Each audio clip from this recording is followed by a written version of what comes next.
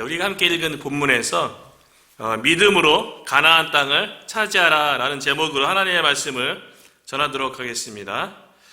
하나님께서 약속한 땅, 가나안 땅은요, 거저 주어지는 땅이 아닙니다. 오직 믿음으로만 차지할 수 있는 땅이에요. 그런데 믿음이 무엇입니까? 성경은 믿음에 대해서 이미 정의를 해줬어요. 히브리서 11장을 믿음의 장이라고 우리가 얘기하는데 여기서 믿음이란 정의를 했습니다. 히브리서 11장 1, 2절이죠. 믿음은 바라는 것들의 실상이요 보이지 않는 것들의 증거니, 이렇게 정의를 해줬어요. 그리고 그 믿음에 대해서 실제적인 예를 믿음의 조상으로, 말 그대로 믿음의 본을 보였던 조상을 언급하게 되는데요. 믿음의 정의를 바라는 것들의 실상이요 보지 못하는 것들의 증거, 보지 못하는 것들의 증명하는 것이다. 믿음이 그렇다고 얘기하는데요. 그러니까 믿음은 바라는 것들은 소망하는 것, 기대하는 것과 관련이 있죠. 미래적인 거예요. 믿음 자체가 미래적인 특성을 가지고 있다는 것을 알 수가 있죠.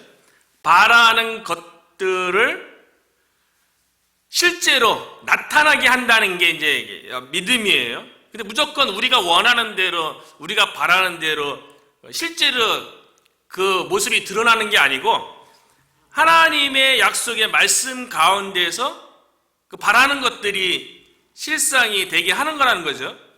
우리가 하나님의 말씀에 대한 믿음이 있다면 그 말씀이 실제로 드러나게 된다는 거예요. 이게 믿음이 능력인 거죠. 믿음을 통해서 나타날 수도 있고 실상이 될 수도 있고, 또 하나님의 말씀에 대해서 우리가 들어서는 알고 있는데 그것이 실제로 믿음이 없어서 실제로 드러나지 않으면 그냥 하나님의 말씀이 하나님의 말씀이구나 라고 그냥 생각하는 것에 머무는 허상이 될 수도 있는 거죠. 그리고 믿음에 대해서 보이지 않는 것들을 증명한대요. 믿음이 보이지 않는 것들, 보이지 않는 것들이 뭡니까? 영적인 것들, 그리고 미래도 앞으로 다가올 일이기 때문에 보이지 않는 것들이죠. 그런데 믿음은 영적인 세계에도 증명하고 믿음이요. 그리고 앞으로 다가올 미래에 대해서도 증거를 하게 된다는 거예요. 다 영적인 것도 그렇고 미래적인 것도 다 앞으로 되어질 일들이죠. 그렇기 때문에 이렇게 보이지 않는 세계와 앞으로 다가올 시대에 대해서는 알지 못하기 때문에 다 처음 가는 거잖아요. 그렇기 때문에 불안하고 두려워할 수가 있는 거죠. 그런데 믿음은 그런 보이지 않는 것들에 대해서 증명을 한다는 거예요. 그러니까 믿음이 있으면 그 영적인 것이든 미래적인 것이든 염려하거나 두려워하거나 걱정이 안 된다는 거죠. 왜냐하면 미래에 대한 모든 것들에 대해서 이미 하나님의 말씀 가운데 다 주어졌기 때문에 그래요. 그 말씀 가운데 그 믿음으로 거하면 영적인 것에 대해서도 미래적인 것에 대해서도 오히려 우리의 믿음이 증명을 하게 된다는 거죠. 믿음 있는 사람으로서 보이지 않는 것을 증명한다는 거예요. 그래서 히브리서 11장에 보면 그 믿음에 대해서 선진들 이로써 증거하였다고 얘기하는데, 한 믿음의 조상을 예를 들자면 아브라함을 예를 들면요, 히브리서 11장 8절에 보면 믿음으로 아브라함은 부르심을 받았을 때에 순종하여 장래 유업으로 받을 땅에 나아갈새 갈 바를 알지 못하고 나아갔으며, 믿음으로 아브라함이 하나님께서 갈대우르를 불러냈을 적에 자기 고향 친척 아버지 집을 떠났잖아요. 미래에 대해서, 그리고 하나님의 부르심에 대해서 어떻게 될지 모르잖아요. 근데 믿음으로 떠났대요. 믿음으로. 그 믿음 있는 사람은 그 미래에 대해서 자기가 그동안 누려오고 그동안 자신의 안전을 위해서, 자신의 행복을 위해서 이렇게 쌓아놓은 것들을 포기하고 하나님의 말씀만 믿고 떠난다는 게 쉬운 일은 아니잖아요. 그런데 하나님의 말씀에 대한, 미래에 대한, 보이지 않는 것에 대한 믿음 때문에, 믿음에게 미래를 보인 거예요. 그러니까 떠난 것 자체가요. 갈 바를 알지 못하지만 하나님께서 불렀기 때문에 그 부르신 하나님께서 아브라함과 지금 함께하고 있고, 그 부르신 하나님께서 또한 그 부르심의 그 목적을 하나님께서 이루실 거라는 그 믿음이 있으니까 떠난 거죠. 그러니까 아브라함이 고향 친척 아비집을 떠나도 미래에 대해서 염려가 안 되는 거예요. 그렇죠. 부르신 하나님께서 지금도 함께하고 계시고, 그리고 부르신 하나님께서 그 부르심의 목적대로 이유 있으니까 불렀겠죠. 우리들도 뭐 자녀를 부르거나 옆에 있는 뭐 누구를 부를 적에 이유 없이 부르지는 않잖아요. 뭔가 할 얘기가 있거나 뭔가 이렇게 목적이 있으니까 부르는 거죠. 마찬가지로 하나님도 아브라함을 불렀을 때는 아브라함을 통해서 이루시고자 하는 그 목적이 있었기 때문에 부르는 거죠. 그거를 아브라함이 믿었다는 거예요.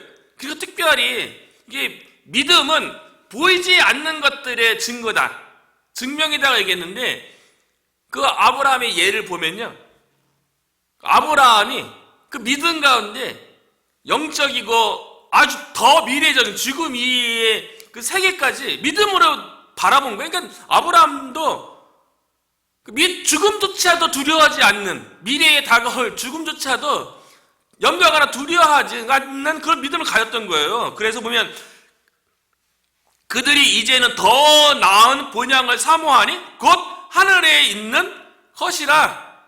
본향을 생각했대요. 하늘에 있는 그 천국이죠. 천국을 바라보고 믿음으로 갈대우르를 떠났던 거죠. 그러니까 믿음이 있는 사람들은 염려가 안 되는 거예요. 앞날에 대해서, 내가 직면할 문제에 대해서 염려하지 않게 되는 거죠. 예수님도 그 미래에 대해서 염려하지 말라고 말씀하셨어요. 마태복음 6장 30절에요. 오늘 있다가 내일 아궁이에 던져지는 들풀도 하나님이 이렇게 입히시거든 하물며 너희들과 뭐냐? 믿음이 작은 자들아. 믿음이 작은 자들이 염려하는 거래요. 아브라함의 믿음이 얼마나 대단한지 뭐 우리가 가늠할 수 있는 거죠. 고향의 모든 것들을 포기하고 하나님의 말씀만 믿고 떠났으니까요. 하나님을 믿으면 믿음이 적기 때문에 염려한다는 거예요. 그런데 하나님께서 우리를 하나님의 형상대로 지음받았는데 얼마나 고귀하고 존귀하게 여기겠어요. 그러니까 하나님의 형상대로 지음받은 우리, 하나님의 자녀된 우리를 하나님이 책임지시는 거죠. 그래서 마태복음 6장 34절에는 그러므로 내일 일을 위하여 염려하지 말라 라고 얘기하는 거예요. 하나님을 믿는데 하나님께서 책임지시겠죠. 하나님께서 최선으로 인도해 주시겠죠. 그렇기 때문에 우리에게 필요한 거는 믿음이에요. 예수님에 대한 온전한 믿음이라는 거죠. 그렇다면 믿음은 이미 정의해줬어요. 성경에서요. 그러면 어떻게 믿음이 생기냐는 거죠. 그리고 어떻게 믿음이 성장하냐는 거죠. 믿음은요, 하나님의 말씀을 통해서 생기고 성장하는 거예요. 그래서 로마서 10장 17절에 보면 그러므로 믿음은 들음에서 나며 들음은 그리스도의 말씀으로 말미암았느니라. 믿음은 들어야 돼요. 들어야 되는데 아무것 들으면 안 되고 세상 소리 들으면 안 되고요. 그리스도의 말씀을 들어야 되는 거예요. 그리스도에 관련된 말씀을 들어야 되는데요. 구약 성경 전체가 그리스도를 지향하잖아요. 그리스도에 대해서 나타내는 게 구약 성경이에요. 그러니까 성경 전체를 어디를 봐도 다 그리스도예요. 그러니까 하나님의 말씀을 들어야지 믿음이 생기고 믿음이 자라는 거예요. 왜 서두부터 그 믿음에 대해서 얘기했냐면, 가나안 땅을 차지하는 데에는요, 아무리 하나님께서 약속했고 하나님께서 함께 한다 할지라도 이스라엘 백성 입장에서는 하나님 앞에 믿음을 보여야 하기 때문에 그래요. 그래서 근데 이 믿음은 하나님의 말씀을 통해서 믿음이 생기고 믿음이 굳건해지게 성장할 수 있기 때문에 오늘부터 이제 신명기 들어갔잖아요. 신명기 1장을 우리가 살펴보고 있는데 모세가요, 요단 동평 마지막 가나안 땅 들어가기 목전에서 모압 평지에서 이스라엘 백성에게 마지막으로 마치 유언과도 같이 이스라엘 백성을 위해서 열정을 쏟아서 했던 일은 무엇이냐면 하나님의 말씀을 가르치는 거예요. 그래서 믿음이 이스라엘 백성 가운데 생기기 때문에 그런 거죠. 이미 모압 평지에 도달했을 적에 이스라엘 백성은요, 출애굽 1세대는 이미 다 죽었어요. 광야 40년 동안에 다 죽었죠. 왜냐하면 바란강야 가데스에서 12명의 정탐꾼을 가나안 땅에 보냈을 적에 10명의 정탐꾼이 불신앙의 보고를 했어요. 눈에 보이는 대로 육적인 보고를 했다고요. 그래서 가나안 땅에 대해서 악평을 했죠. 거기는 아낙 자손이 거하고 기골이 장대하고 그들과 우리를 비교했을 때 우리는 메뚜기라. 육신의 눈으로 보고를 했어요. 믿음이 없이 보고한 거예요. 근데 그들이 정탐꾼이 누굽니까? 각 지파별로 한 명씩 그래도 믿음이 좋다고 여겨지는, 그리고 리더십이 있다는 사람을 뽑아서 정탐꾼으로 보냈기 때문에 그들이 믿음이 곧 이스라엘 백성의 믿음인 거예요. 그런데 10명의 정탐꾼이 불신앙, 하나님의 말씀을 믿지 못하는, 또 불순종, 믿음 없는 보고 때문에 출애굽 세대는 광야 40년 동안에 다 광야에서 죽었고요. 그리고 광야 세대가 모압 평지에 도달한 거예요. 그런데 출애굽 세대하고 광야 세대하고 하나님께서 신실하시고 또 사랑으로 이스라엘 민족을 보살펴서 그 인원수는 전쟁에 나갈 수 있는 20세 이상의 남자의 수만 60만 명 거의 비슷했죠. 광야 세대는요, 시내산에서 하나님께서 율법으로 주신 그 은혜에 대해서 경험이 없어요. 그렇기 때문에 가나안 땅은 하나님이 약속했지만 믿음으로 차지하는 땅이었기 때문에 모세가 마지막 죽음을 앞두고 마지막으로 이스라엘 백성을 향해서 율법을 가지고 다시 재해석해서 그들에게 적용시키는 설교를 한 내용이 신명기예요. 율법을 새롭게 한다, 율법을 재해석한다. 누구를 위해서요? 광야 세대를 위해서요. 광야 세대는 그 부모 세대들처럼 믿음이 없어서 광야에서 40년 동안 방황했는데, 그 광야 세대는 믿음을 통해서, 믿음은 하나님의 말씀으로부터 주어지니까 하나님의 말씀을 통해서 믿음을 굳건히 해서 믿음으로, 부모 세대는 실패했지만 자녀 세대는 반드시 믿음으로 가나안 땅을 차지하라고 모압 평지에서 모세가 마지막 고별 설교로 광야 세대에게 믿음을 유산으로 남기는 장면인 거죠. 그래서 1절과 5절에 보면 그 장소가 모압 저쪽이죠.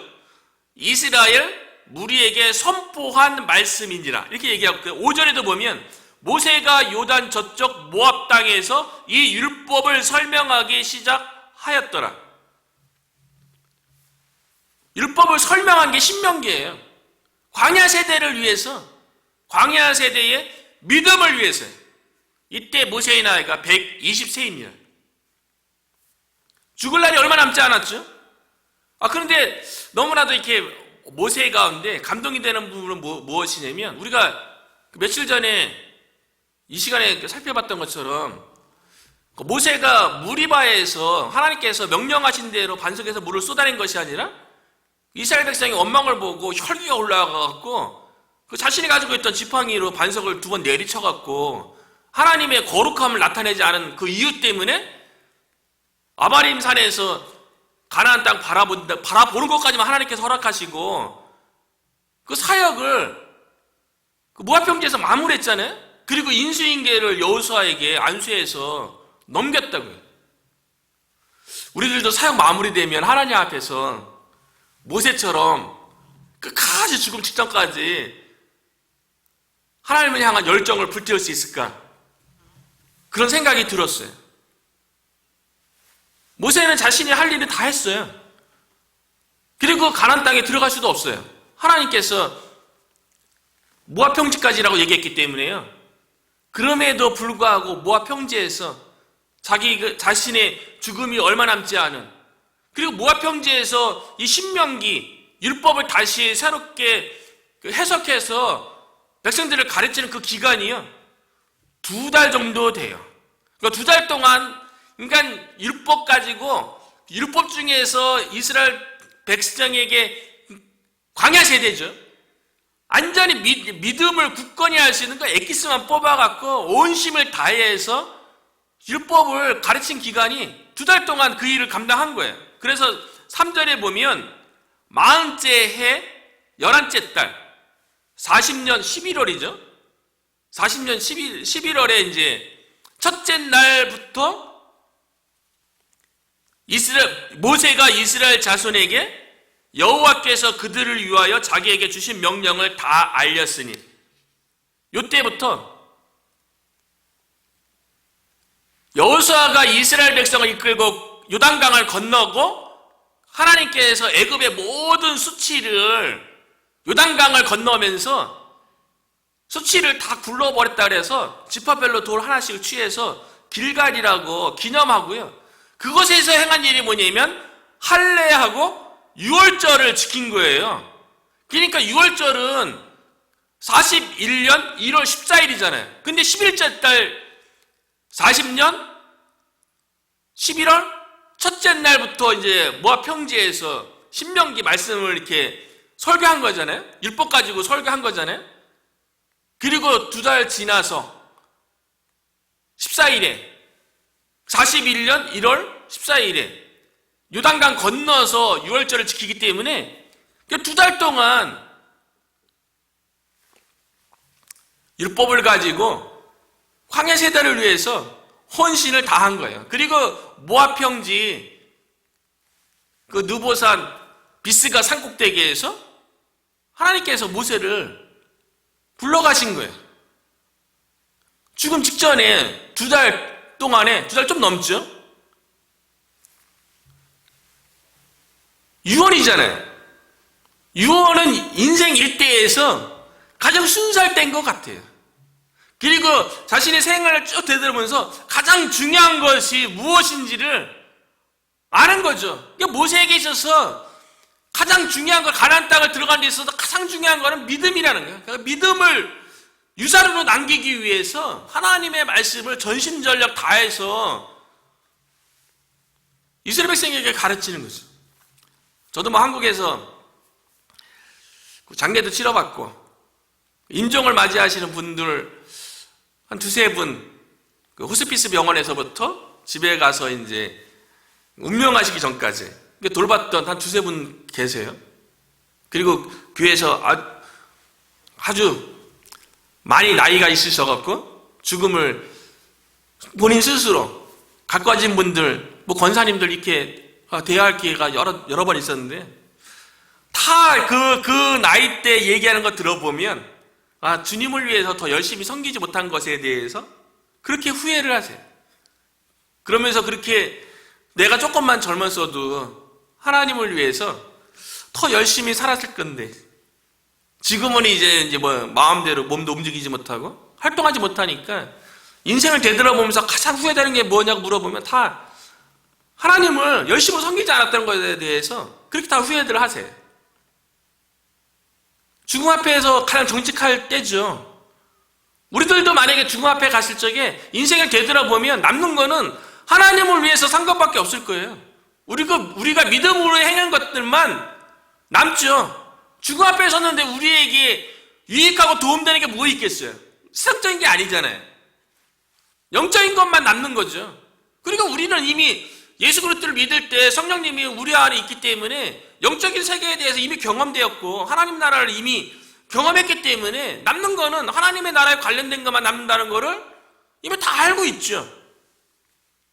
그런데 모세가 죽기 전까지 이스라엘 백성을 향해서 말씀을 통해서 오로지 믿음을 이스라엘 백성에게 남기려고 노력했다는 것을 우리가 알 수가 있죠. 가데스 바네에서의 그 출애굽 세대의 실패를 두 번 다시 경험하지 말라는 거예요. 믿음 없어서 실패하는 거를 경험하지 말라는 거예요. 그래서 2절에 보면요, 호렙산에서 세이사를 지나 가데스 바네아까지 10하루길이었더라. 이전에 왜 이 얘기를 왜 하겠어요? 신명기 말씀 들어가면서 2절에서 과거에 가장 믿음의 실패라고 여겨지는 12정탐꾼이 다 믿음이 있었으면, 믿음의 보고를 했으면 여기서 뭐라고 얘기합니까? 호렙산에서 세일살 지나 가데스 바네아까지 10하루길이래요. 11일 길이래요. 11일 만에 가나안 땅 들어가는 거예요. 믿음만 있었으면요. 근데 믿음을 보이지 못했잖아요. 믿음의 실패를 했잖아요. 그 결과가 40년 동안 광야에서 방황하면서 그렇게 환경과 주어진 여건으로 인해서 불평불만하고 원망하는 그런 세월을 보내야만 했던 거죠. 그래서 출애굽 세대의 믿음 없는 그 실패에 대해서 언급하면서 신명기 말씀을 나누는 거예요. 너희들은 믿음 없음으로 인해서 두 번 다시 실패하지 말라는 거죠. 우리의 삶도 좀 더 되돌아봤으면 좋겠어요. 믿음으로 주의 일을 하는 겁니다. 믿음으로 성공하는 거예요. 그런데 그 믿음은 철저히 하나님의 말씀에 의해서만 우리에게 주어진다는 거죠. 말씀에 대한 굳건한 확신이 그게 믿음이에요. 그러니까 믿음은 바라는 것들의 실상이요 보이지 않는 것들의 증거라는 게 하나님께서 우리에게 주신 약속의 말씀에 대해서 우리가 믿음으로 붙잡으면 그것이 우리의 삶 가운데 현실이 되는 거예요. 그런데 우리의 현실이 더 크게 보이고 10명의 정탐꾼처럼 내가 직면한 문제가 해결되지 않을 것 같고 힘들 것 같으면 약속을 붙잡는 게 아니라 현실 앞에 그냥 무너지는 거죠. 10명의 정탐꾼처럼요. 근데 광야 시대는 그러지 말라는 거예요. 약속의 말씀에 대해서 믿음으로 굳게 붙잡고 하나님께서 약속한 땅이니 믿음으로 그 땅을 차지하라는 거죠. 믿음에 대해서 이렇게 생각하면서 딱 1년 된 시점이잖아요. 제가 메릴랜드로 온 지. 처음 이렇게 말씀 준비하면서 처음에 이렇게 이곳에 방문해서 장로님과 권사님 만났고 대화하고 이런 것들이 기억이 났어요. 그리고 하루 동안 여러 가지 얘기 나누고 그 다음날 다시 이제 올랜도로 내려오는 비행기 안에서 여러 가지 한번 생각을 해봤어요. 하나님의 뜻이 어디 있는가. 그렇게 이제 묵상하면서 기도하면서 그 생각난 거를 제가 이제 카톡으로 이제 문자를 보냈죠. 그게 이제 창세기 12장 1절 그 말씀이죠. 본토 친척 아베 집을 떠나 내가 너에게 보일 땅으로 가라. 이 말씀을 나눴던 기억이 났어요. 떠나라는 거죠. 떠나라는 거. 그러면서 거기서 나눴던 그 내용이 무엇이었냐면 하나님께서 나를 부르셨기 때문에 하나님께서 지금도 나와 함께 하시고 그때 깨달은 게 부르신 하나님께서 그 부르심의 그 목적대로 그 목적을 이루실 분도 내가 아니라 내가 염려하고 걱정할 게 아니죠. 부르신 분이 책임져야죠. 떠나라고 떠났으면 하나님이 책임져야죠. 우리들도 마찬가지죠. 이곳에서 하나님의 부르심이 있다고 우리가 굳게 믿고 있는데 그 부르신 그 하나님께서 우리 인생 책임져야죠. 우리 교회 책임져 주셔야죠. 우리가 기도할 때 그렇게 기도해야 돼. 하나님, 우리 불렀으니까 하나님 책임져 주세요. 우리 책임져 주시고요.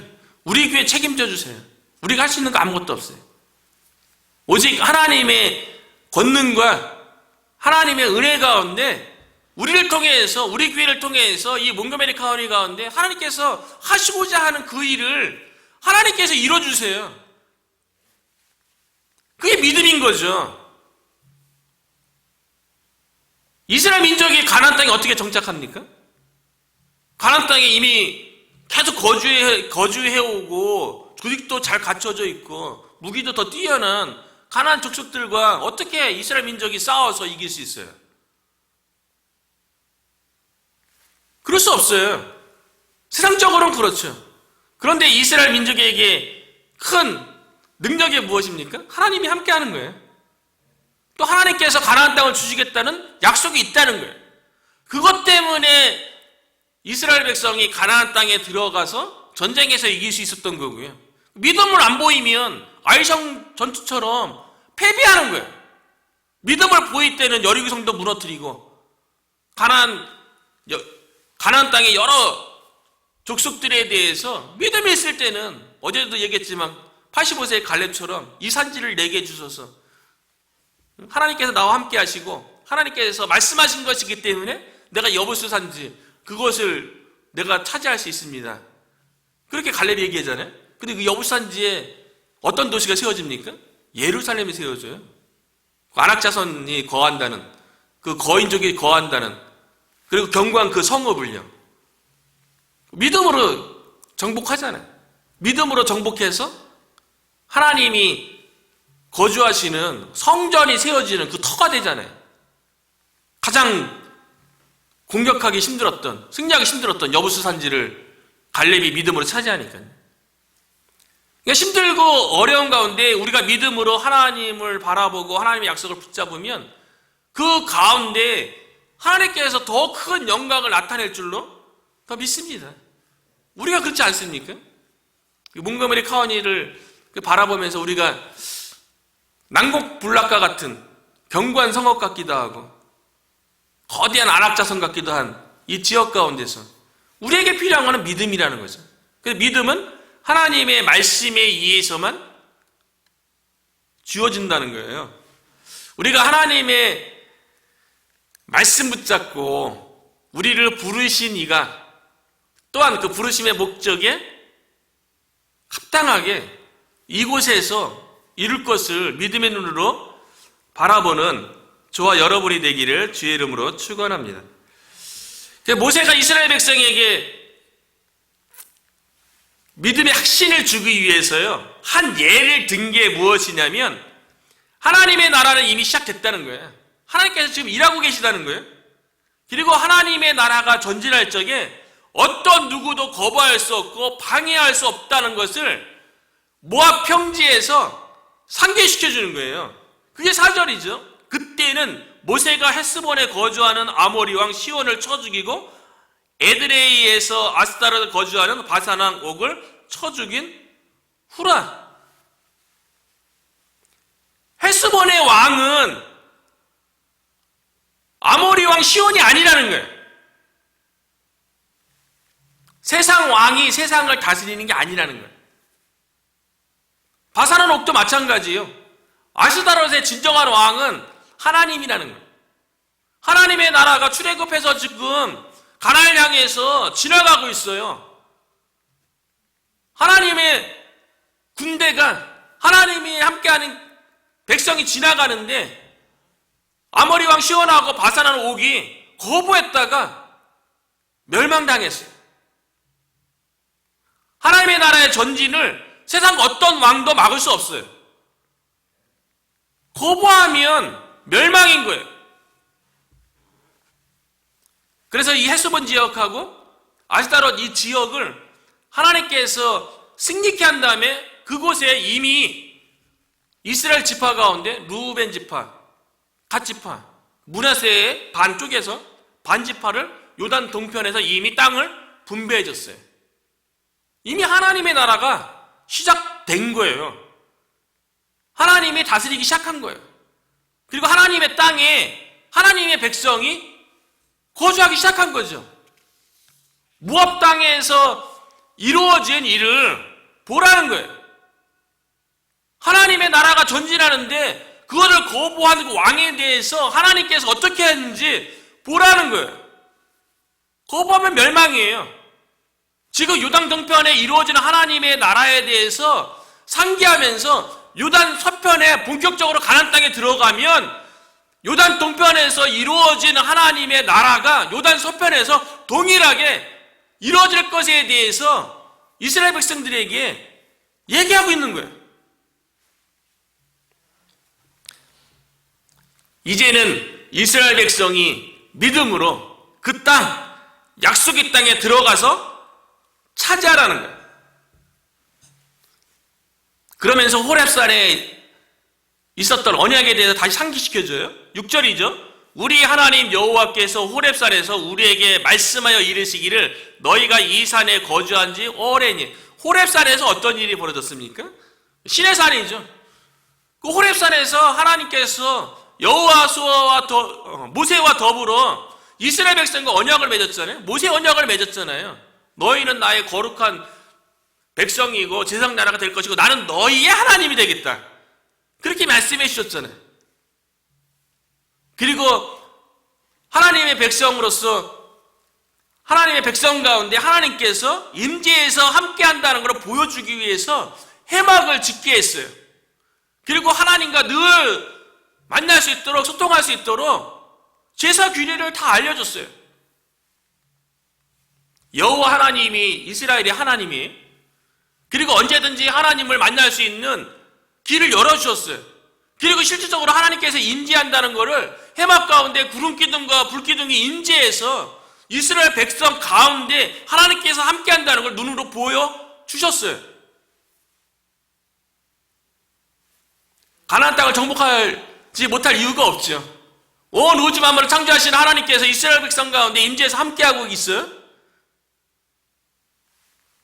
그 하나님의 권능이 이스라엘 백성 가운데 가나안 땅을 너희에게 주었다고 약속했어요. 하나님이 주셨다고 말씀하셨으면 이미 주어진 줄로 믿습니다. 하나님의 약속은 그 약속 가운데 이미 주어진 거예요. 그래서 하나님께서 모세에게 이렇게 얘기하죠. 7절과 8절에 보면 방향을 돌려 행진하여 계속 가라. 아모리 족속의 산지로 가고 그 근방 곳곳으로 가고 아라바와 산지와 평지와 네겝과 해변과 가나안 족속의 땅과 레바논과 큰 강 유브라데까지 가라. 가라. 여기서 언급된 지명들은요. 하나님께서 아브라함과 더불어 언약 맺었을 적에 가나안 땅을 주시기로 했던 그 경계를 얘기한 거예요. 그걸 다 가라는 거예요. 이미 하나님께서 아브라함과 언약 가운데 약속한 땅이라는 거죠. 그래서 8절에도 보면 내가 너희의 조상 아브라함과 이삭과 야곱에게 맹세하여 그들과 그들의 후손에게 주리라 한 땅이 너희 앞에 있으니 들어가서 그 땅을 차지할지니라. 이미 너희 앞에 있다는 거예요. 하나님 약속한 그 땅이요. 이미 너에게 준 땅이라는 거예요. 들어가서 믿음으로 차지하라는 거죠. 근데 표현이 재밌잖아요. 들어가서 그냥 차지하래요. 얻으래요. 킹제임스 버전은 포제스라고 표현했어요. 소유하라고, 얻으라고. 가서 정복하라, 쟁취하라. 이게 아니라요. 그냥 가서 차지하라는 거예요. 왜냐하면 그 땅은 이미 이스라엘 백성에게 주어진 거기 때문에 그냥 가서 돌아다니면서 소유로 만들라는 거예요. NIV 영어 성경에도 보면요. 그 땅에 대해서, 가나안 땅에 대해서 뭐라고 얘기하냐면 See, 보라, I have given you this land예요. 완료형이잖아요. 끝난 거예요. 이미 주어진 거예요. 내가 너에게 그 땅을 주었다라고 이야기하잖아요. 이미 실현된 거예요. 이미 실현된 땅이기 때문에 믿음으로 차지하면 되는 거죠. 그래서 모세가 모압 평지에서 신명기의 말씀으로 율법을 새롭게 해석하는 그 말씀으로 이스라엘 백성에게 믿음을 경고케 하는 일을 했던 거죠. 믿음으로 가나안 땅을 차지하는 거예요. 마찬가지로 우리들도 하나님의 약속의 말씀 붙잡고 복음으로 이 몽고메리 카오니를 차지해야 될 줄로 믿어요. 예수님께서 이 땅이 하나님의 나라가 되도록 하기 위해서, 전도하기 위해서 오셨대요. 이 땅이 하나님의 나라가 되게 하기 위해서요. 예수님께서 전도하기 위해서 이 땅에 오셨대요. 누가복음 4장 43절과 44절인데 예수께서 이르시되 내가 다른 동네들에서도 하나님의 나라 복음을 전하여 하리니 이는 이 일을 위하여 보내심을 받았노라. 하나님의 나라를 이루기 위한 복음을 전하기 위해서 이 땅에 보냄받았대요. 그 44절에 갈릴리 여러 회당에서 그게 전도예요. 전도 하시더라.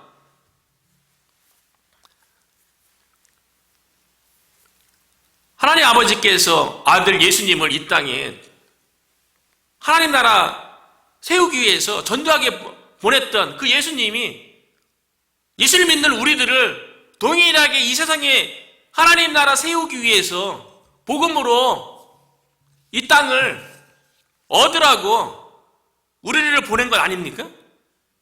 이 몽고메리 카오니로 하나님께 영광 돌리기 하기 위해서 우리에게 복음을 주시고 이 복음을 통해서 이 지역을 얻으라고 우리를 보낸 줄로 믿습니다.